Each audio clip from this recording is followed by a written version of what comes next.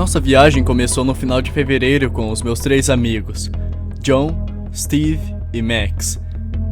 Eu estava no volante e dirigi meu caminhão pelas estradas de Boxwood Gaunt, seguindo para North Fork do rio Salt Plate. Steve era o dono do campo por ali perto e por isso deixamos o meu caminhão lá e começamos a nossa caminhada de 57 milhas para o terreno arborizado seguindo o rio. Tínhamos todo o nosso equipamento de camping e pesca e também comida suficiente para 3 dias. À medida que o sol nascia, flocos de neve começavam a cair. Paramos para um descanso rápido de algumas horas. O tempo tinha lentamente piorado desde que tínhamos começado a seguir pelo rio. Mas foi só então que percebemos o quão ruim o tempo realmente tinha ficado. A neve estava chicoteando em torno de nós em um turbilhão ofuscante com o uivo do vento. As árvores gemiam e balançavam violentamente, quase ameaçando virem em nossa direção. O terreno já havia acumulado cerca de 6 centímetros de neve. Era cerca de meio-dia, mas o céu ainda estava escuro. E eu não quero dizer escuro devido à tempestade intensificando-se cada vez mais. Eu quero dizer que, entre as lacunas das nuvens, não havia azul. Era apenas um preto sólido. Depois de continuar a nossa caminhada por algum tempo, se tornou evidente que algo estava errado. Além do céu, nós também percebemos que não havia nada em volta, ao longe. Tanto quanto posso me lembrar, havia algumas montanhas mais adiante. Mas não importa o caminho a qual virássemos, o mundo parecia se estender por cerca de 50 metros em torno de nós, desaparecendo na nevasca. Embora o meu relógio sinalizasse 2 horas da tarde, estava uma noite muito escura. Conforme andávamos, o que havia em nossa frente entrou em vista lentamente, mas atrás de nós tudo desapareceu rapidamente. Quando tentamos dar meia volta, fomos impedidos por um nevoeiro impenetrável. Nossas lanternas eram incapazes de abrir espaço naquele escuro que parecia estender-se à eternidade. Curioso, Steve lentamente moveu a mão para dentro da névoa. Primeiro, as pontas dos dedos desapareceram, e em seguida, toda a mão fora engolida pela neblina. Vai se fuder, John. O que foi isso? Pessoal, eu não sinto minhas mãos. Intrigado, ele retirou a sua mão lentamente e depois gritou. A sua mão parecia que tinha sido forçada através de um picador de madeira. Talhos profundos revelavam os ossos brancos por baixo da pele. Nós todos entramos em pânico. Não conseguíamos acreditar no que víamos. Parecia algo surreal. Algo que só poderia vir de algum daqueles contos de terror do YouTube, mas dessa vez era real. Agora me explica como que isso foi acontecer. Como que deixaram a mão dele? Steve, simplesmente segurando o que restava de sua mão, ficou respirando muito rápido. Tínhamos que levá-lo para algum hospital ou ele certamente sangraria até a morte. Mas estávamos quase um dia de caminhada do campo de Steve, que já era longe do hospital e de qualquer forma. Estávamos todos freneticamente verificando nossos telefones, buscando por sinal quando o pior aconteceu.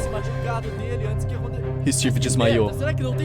Seus olhos se fecharam e as pernas fraquejaram. E ele caiu para frente, na névoa. Steve.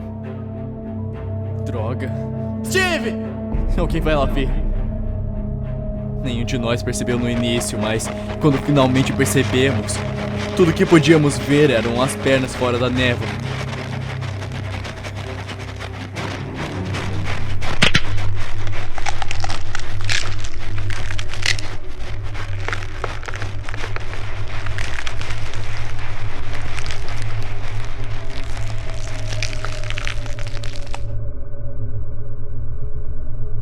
Tá bom, no 3. 1, 2, 3. Imediatamente corremos para tirá-lo de lá. Agarramos as suas pernas e nos forçamos para arrastá-lo de volta para nós. No entanto, já suspeitávamos o que encontraríamos.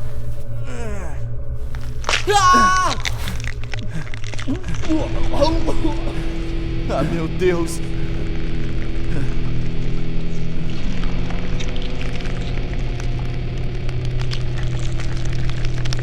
Toda sua pele ficou derretida, sua caixa torácica rasgada e as suas entranhas derramadas para fora. A sua face ficou totalmente desfigurada. Ela se tornou uma imagem que me assombra até hoje. Não apenas porque ela estava terrivelmente mutilada, não apenas porque seus olhos tinham sido arrancados, mas porque ele sorriu para mim.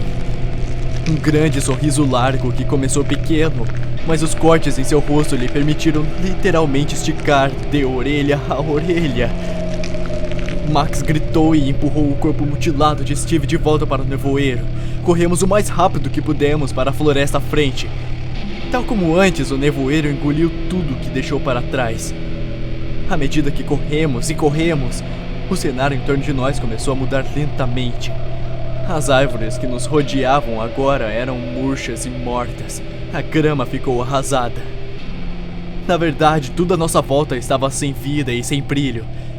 Cores tinham praticamente desaparecido, deixando apenas tons de cinza e um sentimento pesado de solidão e morte.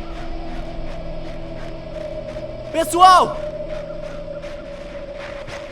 Nós não podemos dar meia volta e seguir em linha reta, mas talvez possamos circular em torno do nevoeiro de volta para a cabana do Steve.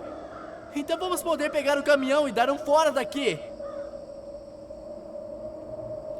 John e Max assinaram com a cabeça e se dirigiram a 90 graus para a direita, e continuaram correndo.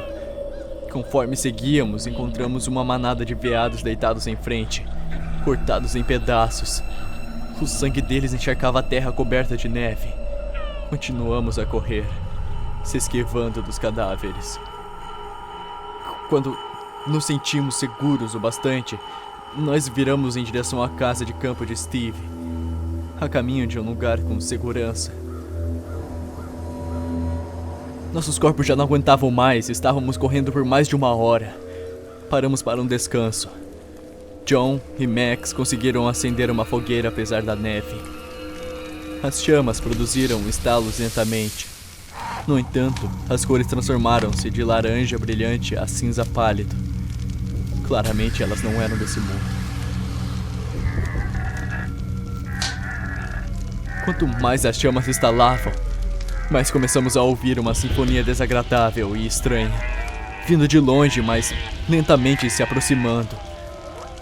Um coro de lamentos e gemidos horripilantes logo encheu o ar estagnado em torno de nós. Distraídos com as chamas da natureza peculiar e mesmo bizarra, não notamos a carcaça de um cervo se aproximando, saindo de dentro do nevoeiro. Também não notamos o segundo, nem o terceiro. Quando percebemos, havia uma multidão de carcaças de animais e humanas atrás de nós. Éramos intrusos no mundo deles, e estávamos paralisados de medo e incapazes de respirar. Os cadáveres se contorciam com os estalos em um quebrar de membros como se fossem marionetes controladas. Eu me virei para meus amigos para descobrir se eles estavam ainda ao meu lado, mas não. Eles haviam fugido e me deixado para trás. Eu tentei correr atrás deles, mas algo me agarrou pelo ombro. Eu não queria me virar, mas eu sabia o que era. Eu poderia dizer que a mão segurando meu ombro parecia ter passado por um picador de madeira. Me debati para me liberar, mas eu não queria olhar para trás. De jeito nenhum eu quero ver aquela cara desfigurada novamente do que um dia foi o meu amigo. Eu não podia ver John ou Max. Eu presumi que eles deviam estar bem à frente, mas eu era o único com as chaves do caminhão e Steve tinha as chaves da casa. Eles não ficariam seguros por muito tempo se eu não os encontrasse. Então eu corri. Eu corri o mais rápido e por mais tempo do que qualquer ser humano poderia fazer em qualquer circunstância normal. Finalmente eu podia ver o vislumbre de uma estrutura. Eu senti uma pontada de esperança. Os lamentos continuaram a ressoar no ar da noite, mas eu parecia ter uma vantagem sobre eles. Cheguei ao caminhão e pulei para dentro. Eu dei uma olhada rápida na área, mas eu não consegui ver John nem Max. Eu não podia deixá-los, mas eu não poderia esperar para sempre. Me sentei suando e tremendo, nervoso com os lamentos crescentes ficando cada vez mais altos. Eu tinha acabado de decidir que iria sair. De repente eu pude ver alguém correndo em minha direção. Parecia o Max. Eu entrei no caminhão e fiz sinal para ele correr o mais rápido possível. Mas por alguma razão, quando eu me dei conta, eu estava inconsciente pressionando o interruptor da minha esquerda, fechando todas as portas. Meu instinto me disse que algo estava errado. Eu olhei para as minhas mãos e elas estavam tremendo freneticamente.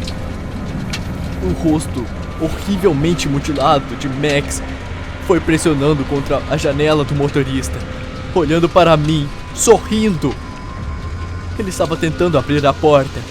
Eu bati meu pé no acelerador e dei partida, balançando como um louco segurando o vômito. Enquanto eu dirigia para casa, o céu se iluminou lentamente de volta para a tonalidade azul, e eu pude finalmente ver o sol rompendo as nuvens. Eram 9 horas da manhã, e eu comecei a ver outros carros na estrada, e as pessoas dentro deles acenavam para mim, e eu acenava de volta. Ótimas pessoas. Fui correndo para casa e pedi a minha namorada em casamento.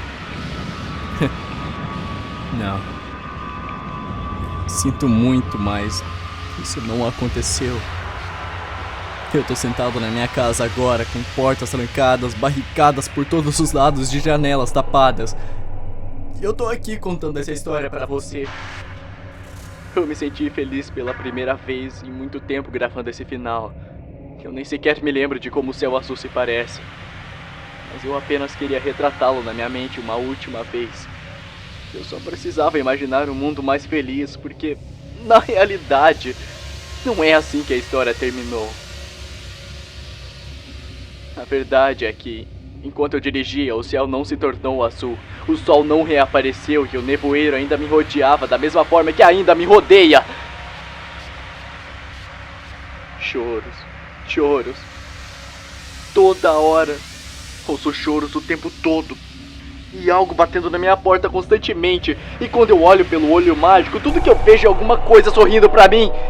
O cheiro da morte está em toda parte. O telefone não funciona e a TV afunda em chiados.